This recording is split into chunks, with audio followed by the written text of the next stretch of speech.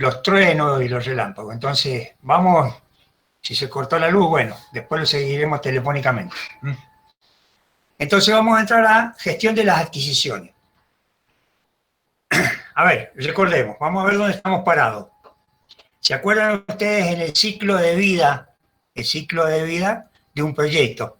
Que eran las etapas que podría cumplir un proyecto, que nosotros como administradores de un proyecto o gestionadores de un proyecto decimos, bueno, ¿cómo dividimos el ciclo de vida de un proyecto de ingeniería, de un proyecto social, de un proyecto informática, de nuestros mismos proyectos? Yo di el ejemplo de vida cuando nacemos, ¿no es cierto? Y que somos adolescentes, las distintas etapas que tenemos hasta llegar a la vejez. En el ciclo de vida de la construcción, de una obra de construcción, dijimos, bueno, podemos hacer 4 etapas o 5 etapas, ¿no es cierto?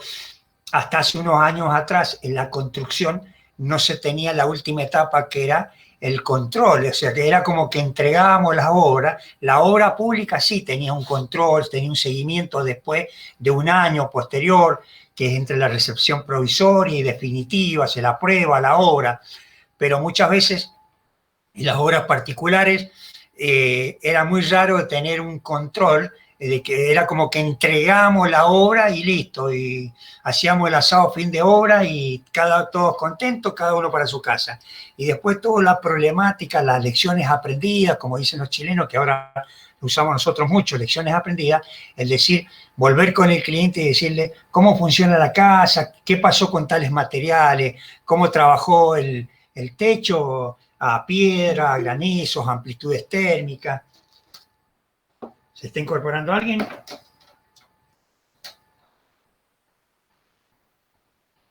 No. ¿Me escuchan? Sí, ingeniero, se escucha. Ah, bueno. Si se llegan a incorporar a alguien, avísenle que, bueno, que me avisen ustedes si entró, así lo incorporamos. Perfecto. Sí. Escucho. ¿Qué pasó? No, confirmé que Bueno. perfecto. Disculpe. Ustedes, lo que yo estoy hablando, estoy diciendo, comentando, ustedes me lo cortan no hay problema. Lo que tengan que preguntar, corten. Hagan de cuenta que son periodistas.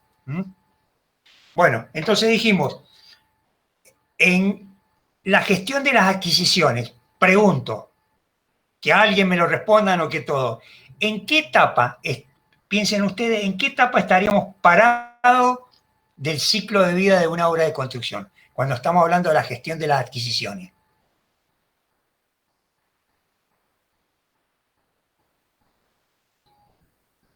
Escucho. Puede ser en esa etapa donde arreglamos con todos los interesados, los stakeholders. Puede ser.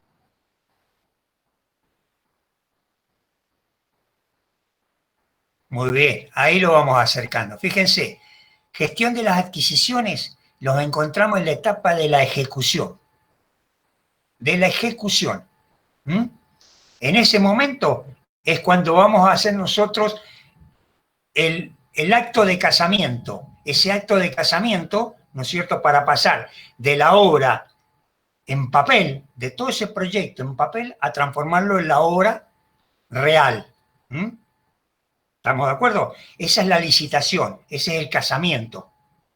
En la licitación es donde pensamos, es donde entramos a ver nosotros ahora la gestión de las adquisiciones. ¿Cómo voy a gestionar esas adquisiciones? Esas adquisiciones significa todo lo que voy a necesitar para ejecutar el proyecto. ¿Estamos de acuerdo? ¿Está claro? Estoy pensando, ¿cómo voy a lograr? ¿Cómo voy a lograr el mejor de los contratos? No el contrato más leonino, o sea, yo donde es dueño, mandante, administrador del proyecto, me voy a enriquecer fundiendo a los proveedores, no pagándole tarde, comprando materiales de segunda, porque si no directamente eso se me viene encima y mi proyecto después no sirve. Entonces, ¿cómo lograr el mejor de los contratos? El contrato más equitativo para ambos, para que en ese ganar-ganar sea de las dos partes. ¿Estamos de acuerdo? Sí. Bueno, a ver. Ahora lo dejo mostrar. Alex.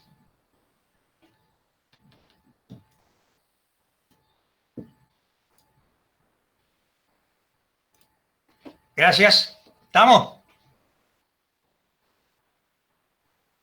Entonces Hola. estamos parados. Hola, Alex. Sí, ingeniero. Estamos. Bueno. Dijimos, estamos parados en el momento cumbre de que vamos a dejar la obra intelectual para transformarlo en la obra material. Ya tenemos todos los papeles del auto que yo acabo de comprar, pero todavía no me lo entregan, entonces ahora me van a entregar el auto y yo ya voy a tener el auto. Ahora, en esta ubicación de la gestión de las adquisiciones, para cada uno de los que integran, los integrantes del proyecto, va a ser el momento más importante o no. Por ejemplo, le estoy diciendo, si para los directores de proyecto o los equipos de proyecto, el momento más importante es al inicio, en la idea, cuando estoy creando el proyecto, en la primera etapa. ¿Por qué? Porque ahí estamos pensando cómo vamos a hacer el mejor de los proyectos. Ahí un poco, como dijo un compañero nuestro ahí, estoy pensando con los stakeholders, que quienes me van a poder perjudicar, estoy limpiando el campo. Voy a ver si consigo materiales, si no tengo problemas con los contratistas, con los proveedores, con los insumos que voy a utilizar, pero estoy pensando, estoy organizando con los tiempos, con los costos, cuál va a ser los tiempos de ejecución, cómo voy a planificar el proyecto. Pero para el inversionista, los que están haciendo la inversión, ese momento no es tan importante. El momento de ellos es ahora, que es cuando mayor gasto van a tener, que es la ejecución. ¿Estamos de acuerdo? Entonces, para los inversionistas, la parte ahora de la licitación y la ejecución es lo más importante, pero para los que están elaborando el proyecto, ¿no es cierto?, va a ser al inicio. Y para los que han elaborado el proyecto o los que van a usar ese proyecto, puede ser al final, al control, en la etapa final, porque ahí lo voy a tener el proyecto y lo voy a probar, lo voy a usar, voy a probar a ver ese Fórmula 1 que hice, a ver si sirve o no sirve. Si la vivienda que hice, que es innovadora, ahora, un sistema constructivo innovador, sirve o no sirve. ¿Estamos de acuerdo? Si cumplió con los plazos, con los costos, con la calidad.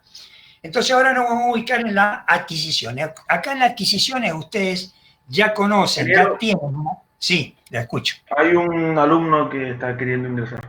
A ver.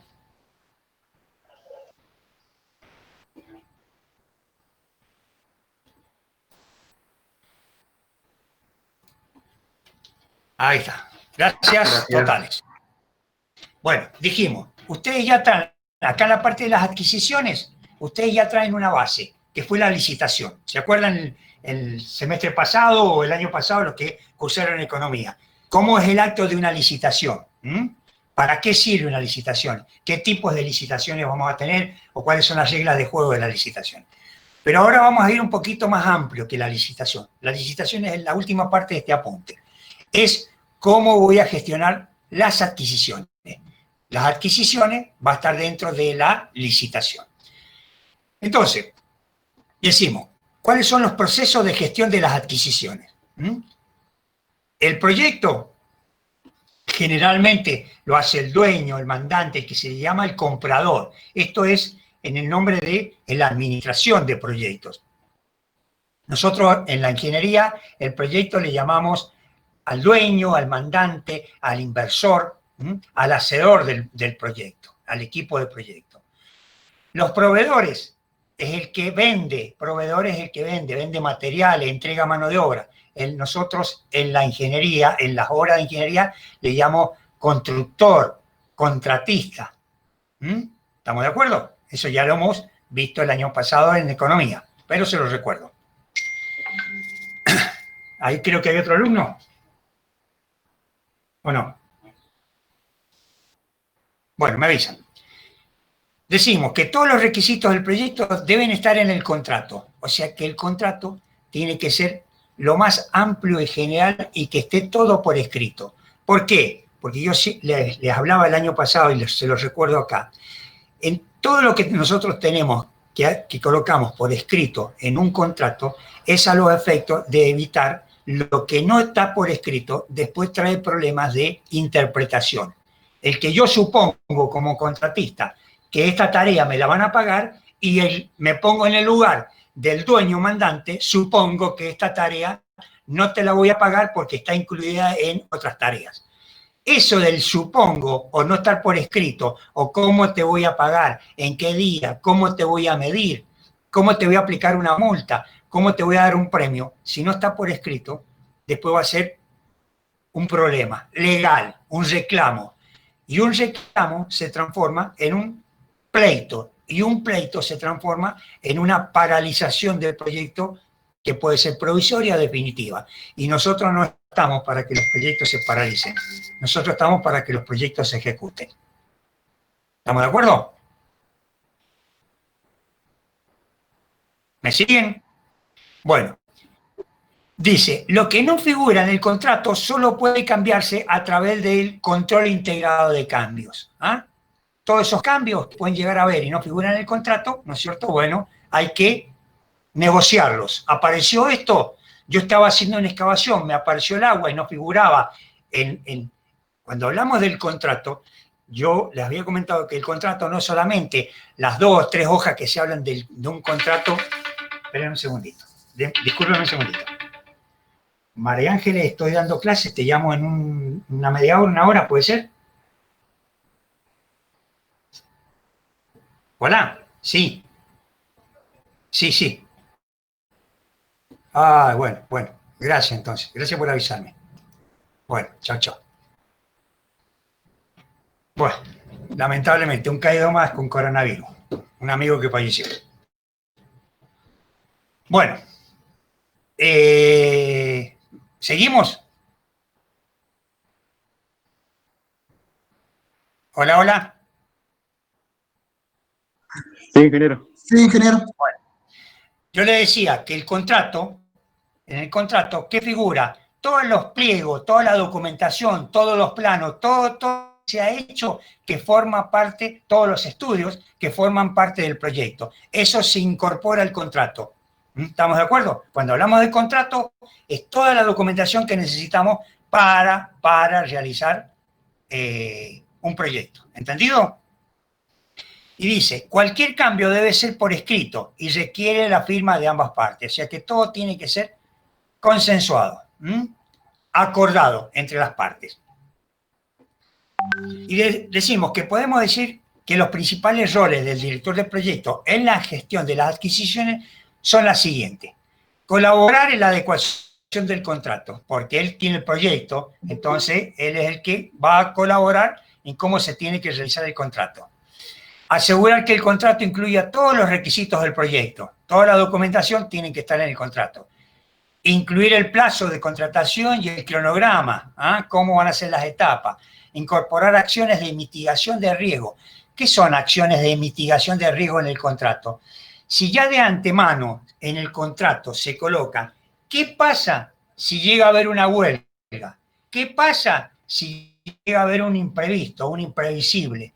¿Qué pasa si el contratista, ¿no es cierto?, fallece? ¿Qué pasa si el dueño fallece? O sea, todo eso, si ya está aclarado, estamos ya disminuyendo el riesgo del contrato. ¿Entendido? Comprender todos los términos del contrato, o sea, que todos sean claros los términos del contrato, participar en negociaciones del contrato para cuidar la relación con el vendedor, o sea, con el contratista. La relación, cuando vean vendedor, es con el contratista. Administrar el contrato y sus cambios. ¿Qué es administrar el contrato? Este capítulo que se llama Administración de Contrato. Bueno, entonces fundamentalmente volvemos que en la parte de gestión de las adquisiciones, primero hay que planificar las adquisiciones. ¿Qué es planificar las adquisiciones? ¿Qué comprar? ¿Cuándo? ¿Cómo? Documentar los requisitos de los productos e identificar a los posibles vendedores o contratistas. Segundo, Primero planifico. Segundo, efectuar las adquisiciones. ¿Cómo voy a efectuar las adquisiciones? Y bueno, primero hacer una lista, por ejemplo, de contratistas, de vendedores, para obtener propuestas y presupuestos. Revisar las propuestas, elegir los vendedores de los contratistas, negociar y adjudicar los contratos. ¿Qué estamos diciendo acá en efectuar las adquisiciones? Estoy haciendo licitaciones, estoy haciendo compras directas, estoy haciendo un concurso de precios, estoy haciendo una licitación privada, estoy haciendo una licitación pública. Eso lo van a ver al final, que ya lo vieron en economía, pero se los recuerdo ya al final. Una vez que yo he gestionado las adquisiciones, que ya tengo los contratistas o los proveedores, porque si son materiales, son proveedores, si yo alquilo máquinas, son proveedores, si contrato mano de obra y maquinaria y materiales, son contratistas. Controlo las adquisiciones, o sea, gestionar relaciones con los proveedores, monitorear y gestionar los cambios, si hay cambios de contrato, porque, por ejemplo, pedí un material no se encuentra, me lo cambian por otro material, pedí un rendimiento, había un rendimiento propuesta, no se logra, por X motivo, entonces voy gestionando los cambios del contrato que puede sufrir. Y por último, cerrar las adquisiciones, aprobar y cerrar cada contrato. ¿Entendido? Ahí está especificado, o sea, qué es planificar las adquisiciones, y cuando hablamos de planificar las adquisiciones llegamos a tipos de contrato. ¿Lo tienen ahí? Tipos de contrato. Acá esto está hecho en base a la información de administraciones, o sea, de un administrador de proyectos. Ya vamos a ver, yo se los voy a mostrar esto a la bibliografía o a la nomenclatura o al léxico que nosotros tenemos para las obras civiles y es lo mismo, pero ahí se van a dar cuenta. Acá habla que los tres contratos más utilizados son precio fijo o suma global, ¿no? Esto es lo que nosotros le denominamos ajuste alzado, absoluto y relativo. ¿Se acuerdan? Precio fijo o suma global, fixed price, es lo que se denomina, que más al final de este resumen que les he preparado, este apunte que les he preparado, lo van a ver. Es ajuste alzado absoluto o relativo. También le llamamos llave en mano, que era, ya lo van a ver ustedes, era lo mismo que el ajuste alzado, con la diferencia que acá en el precio fijo, el proyecto lo hace el dueño. En el llave en mano, el proyecto lo hace el proveedor, el contratista. Recuerden eso. Llave en mano se usaba mucho para obras de informáticas, para obras petroleras, obras industriales, donde me entregan ya con un know-how, o sea, ya todo cerrado. Yo quiero, por ejemplo, implementar un sistema dijimos, para la facultad, de computadoras para cada uno de los alumnos con los distintos software, ¿no? Entonces ya vendrá HP, vendrá IBM y cada uno tiene su propio know-how y me da su propio proyecto con el valor de esa obra. Dentro del precio fijo, suma global, tenemos precio fijo cerrado, por un precio único, cerrado. No hay aumento ni disminuciones. Precio fijo más un incentivo. O sea, te hago el precio fijo, pero si vos me terminás antes la obra, si la obra me sale a menor costo, si la obra tiene mejor calidad, te pactamos ya de antemano, está pactado en el contrato un incentivo, un porcentaje, 10%, 20%, ya está pactado de antemano. Puede ser precio fijo más ajuste económico de precio, o sea, te tengo un precio fijo, el precio fijo es, pero aparte te voy a ajustar económicamente, te voy a dar, es lo mismo que con un incentivo, un valor determinado del precio fijado si hiciste tantas cantidades de unidades más o terminaste antes. La segunda, costo reembolsable, que era administración delegada, le llamábamos administración delegada o costos reembolsables. Y acá tenemos 4 maneras, y hay muchas más, o combinación. Esto no significa que cada uno, yo puedo hacer acá costo más honorarios fijos, mezclado con una parte de la obra. La obra gruesa la hago costo más honorario fijo. Y la obra fina de la vivienda la hago costo más honorario con incentivo, por ejemplo. O hago costo más honorario fijo las fundaciones. Y los costos más honorarios con incentivo lo hago los hormigones. Fíjense que puedo hacer una combinación de lo que yo crea que es más conveniente o que pueda ser mejor logrado para ambas partes. Es cuestión de ponerse de acuerdo. Entonces tenemos costos más honorarios fijos, costos más honorarios con incentivos, costos más honorarios por cumplimiento de objetivos y costos más porcentaje del costo. ¿Cuál es la diferencia, chicos, entre el anterior, precio y costo? Fíjense que en el anterior, precio tiene metido en el precio, son los costos más el beneficio. Acá ya tiene incluido el beneficio. Acá, en el costo reembolsable, el beneficio no está incluido. O sea, es lo que yo me gasto, el beneficio ya lo pacto. ¿Cuánto va a ser el beneficio? Y el beneficio es lo que voy a poner acá como honorarios fijos. ¿Estamos? Entonces, el costo es lo que yo me gasto en mano de obra, lo que yo me gasto en combustible lubricante, en alquiler de maquinaria, en materiales, voy facturando y eso es lo que tengo. Y sobre lo que se ha ejecutado, tengo honorario fijo, el beneficio. ¿Estamos de acuerdo? Por último, por tiempo y materiales, es lo que se denominamos, que veíamos precios unitarios. Sí, señor. Disculpe, perdón, que me demoré en prender el micrófono. Prácticamente, en la práctica, ¿cuál es la diferencia entre el primero y el segundo? A lo que voy, que el honorario esté incluido en el precio o que esté discriminado como un ítem aparte dentro del listado de cosas a pagar. ¿En qué hace la diferencia? El riesgo. ¿A quién le pasó el riesgo? ¿Cuál es más riesgoso? Si a vos te dicen, pasamos un precio fijo cerrado, y después no computé bien todo, o no hice bien el análisis de precio, o los costeos respectivos, y ya te pasé un precio y no lo puedo cambiar. No puedo perder material ni nada de eso. Claro, ya te pasé un precio, es precio cerrado. En el otro es lo que yo voy gastando de costo. O sea que acá el riesgo mucho menos. Acá el riesgo, ¿quién lo toma? El propietario, el dueño, el mandante, en costo reembolsable. Acá, en precio fijo, ¿quién toma el riesgo? El constructor, el contratista. Claro. Sí, se entiende. En definitiva, ese era el corolario de todos estos sistemas de contratación. ¿Para qué sirven estos juegos, estos sistemas de contratación? Para decir, yo ponerme como director de proyectos, chico, y digo, bueno, ¿a quién le paso el riesgo? El riesgo lo tomo la empresa que yo estoy asesorando. El riesgo lo comparto con los contratistas o el riesgo lo delego totalmente con el contratista. En el primer caso, precio fijo o suma alzado, el riesgo se lo pasé todo al contratista, todo. En costo reembolsable, el riesgo lo toma todo el dueño, el mandante. ¿Estamos de acuerdo?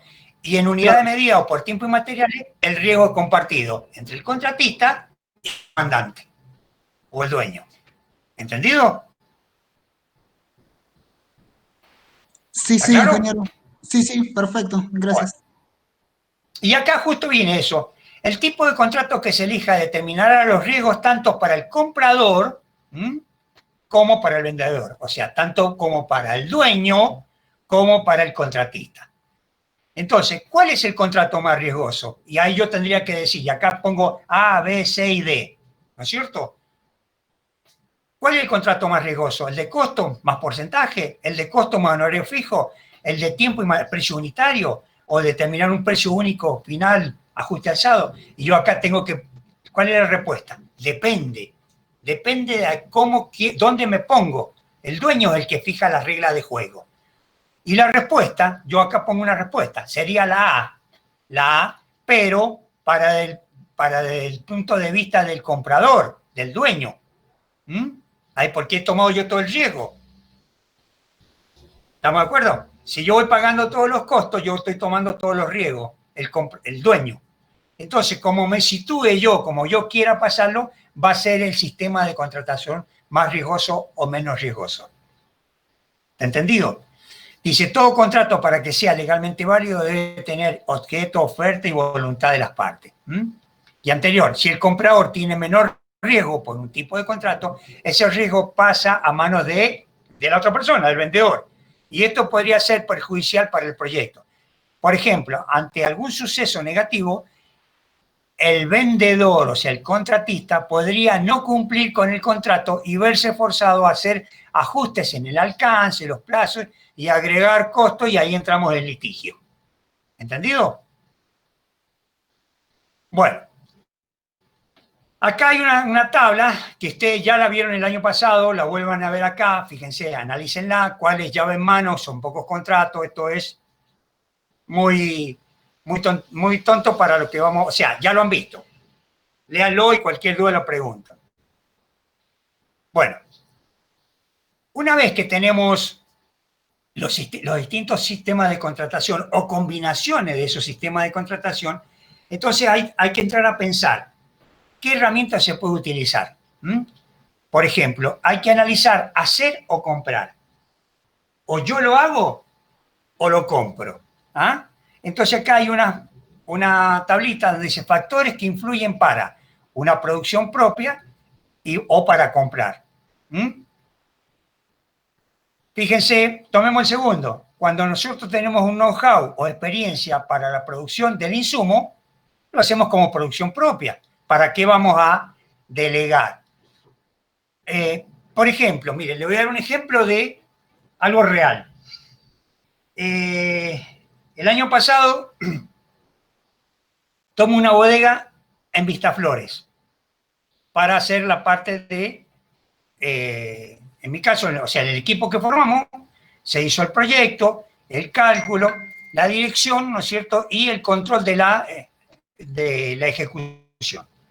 Resulta que esa bodega, ahí en Vistaflores, es de una empresa que tiene empresa constructora y hace obra pública. Y tiene su equipo, o sea, tiene su sector, o sea, sus ingenieros, sus arquitectos, se dedican, hacen escuelas, han hecho plazas. Entonces, en la primera reunión, lo que yo pregunté, hablando con uno de los inversores, los dueños de esa futura bodega, si lo que ellos estaban buscando era un presupuesto de un grupo de profesionales para que le elaborara toda la documentación, que era lo que lo habían pedido, o si realmente me extrañaba que ellos tenían su empresa constructora, y está bien, iban a diversificar su tarea, o sea, no solamente como empresa constructora, sino ahora tenían una empresa de recolección de residuos y ahora se querían poner una bodega. Habían comprado unas viñas y querían hacer la producción del vino. Entonces, ¿qué me contesta uno de los inversores? Dice, no, ingeniero, dice, lo que pasa es que nosotros no queremos mezclar las aguas. Si nosotros ponemos a nuestro plantel técnico que está involucrado en las obras que estamos haciendo de la obra pública, nos va a ser más difícil controlarlo. ¿Qué cantidad de horas, hombres o insumos utilizan para hacer la parte donde nosotros somos proveedores, caso de obra pública, a no ser nosotros los dueños, donde nosotros vamos a controlar a un grupo de profesionales que nos van a hacer toda la documentación? O sea, ¿qué es lo que nos está diciendo? Nosotros tenemos el know-how, pero no nos interesa la producción propia. Vamos a adquirir. ¿Está claro el ejemplo?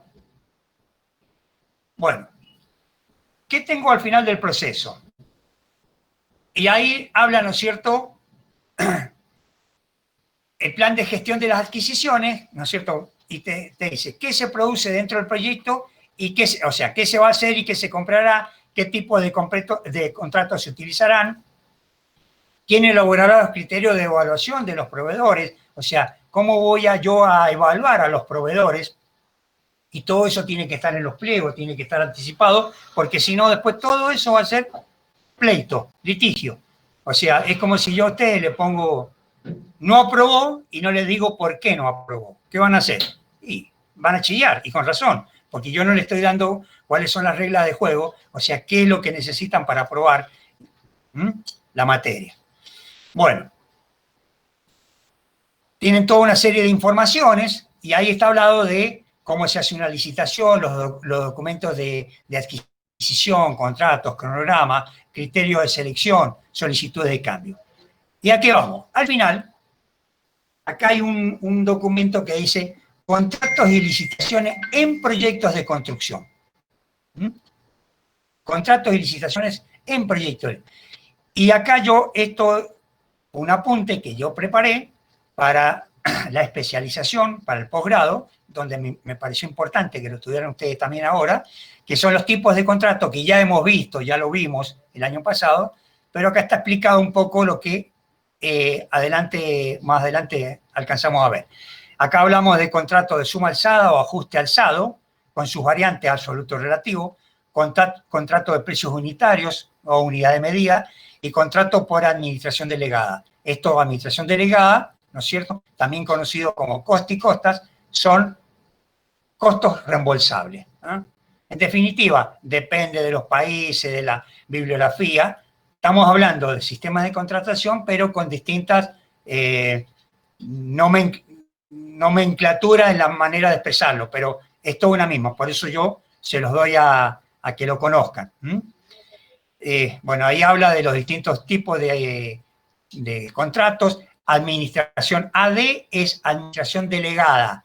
AD es administración delegada con honorarios porcentuales, administración delegada con honorarios y bonos de ahorro. ¿Se acuerdan que yo les decía porcentaje? Bueno, acá podemos hacer todas las combinaciones habido y por haber. Es saber colocarle la zanahoria al burro para que el burro se mueva. ¿Qué significaría? No le vamos a decir burro al contratista, porque nosotros ojalá fuéramos burros, sino que para que el carro se mueva hay que darle un premio, adelante.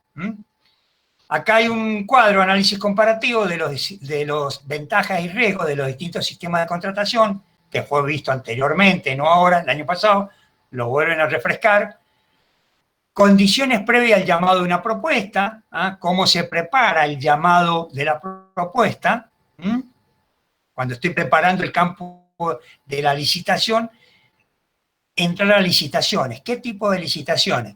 Y nosotros las licitaciones en Mendoza nos manejamos por una ley para las obras públicas, donde las obras privadas también se están manejando ya, la toman como elemento de consulta, la ley de obras públicas.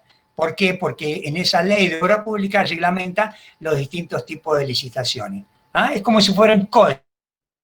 El código de edificación, el código sismo resistente. ¿Estamos? Es lo mismo. Licitación pública. ¿Qué es licitación pública? ¿Qué es licitación privada? ¿Qué es un concurso de precios? ¿Y qué es una adjudicación directa?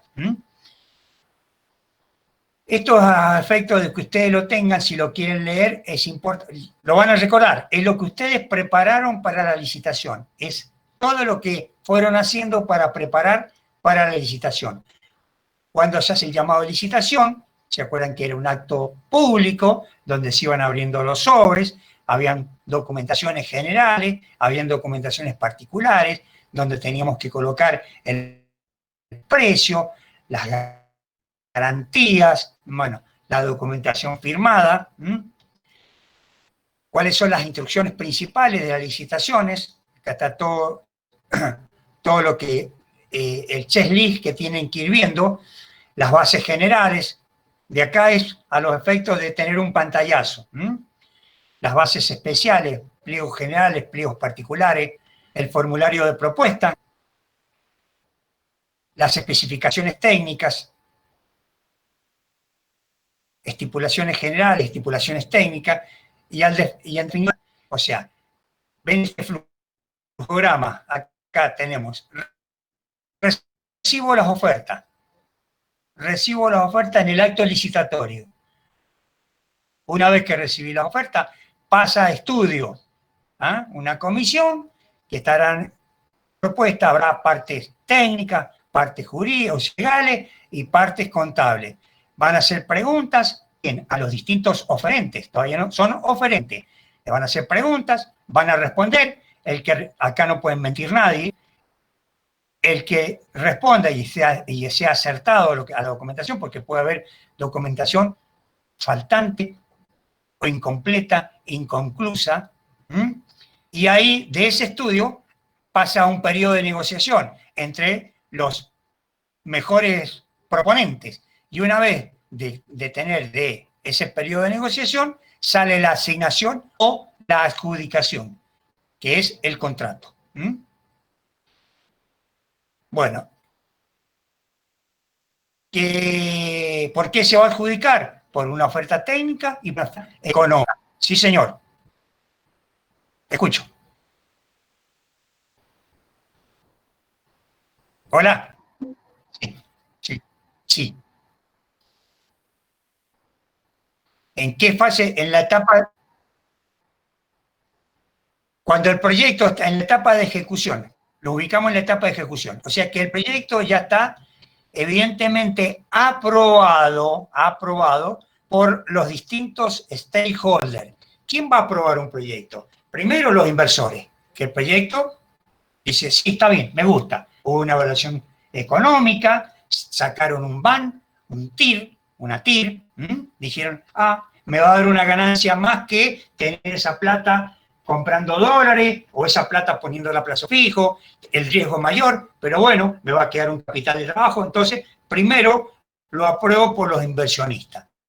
Ese proyecto aprobado por los inversionistas pasa a las distintas administraciones que tengan que aprobarlo. Por ejemplo, acá en Mendoza, si el proyecto, póngale que sea, vamos a hacer 10 edificios, un sector de edificios de oficina, particular, privado. Entonces, va a ir a la municipalidad, me lo va a aprobar la municipalidad, ¿estamos de acuerdo? La municipalidad me lo va a aprobar en todo lo que sea la aprobación, planificación, la aprobación que cumple con las condiciones de sísmica.